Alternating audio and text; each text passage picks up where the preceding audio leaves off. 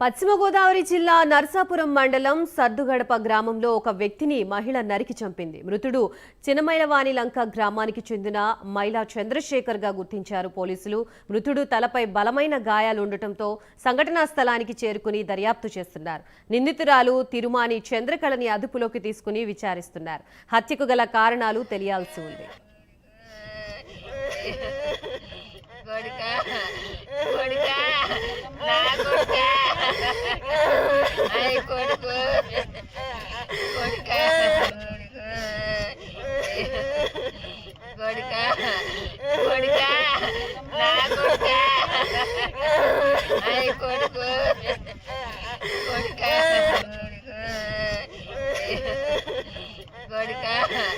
పన్నెండు ఆ టైంలో మాకు ఈ సద్దుగడప విలేజ్ అంటే వేముల్ది వెస్ట్ హ్యామ్లెట్ విలేజ్లో ఒక వ్యక్తి ఒక ఇంటి ఆవరణలో చనిపోయి ఉన్నాడు. అతనికి కత్తిఘాట్లు ఉన్నాయని చెప్పేసి అనగా వచ్చాయి. సద్దుగడప విలేజ్ ఇక్కడ తిరుమాని చంద్ర అనే ఆవిడ వాకెట్లో తను చనిపోయి తలకి హెడ్ ఇంజరీస్ తగిలి ఉన్నాయి.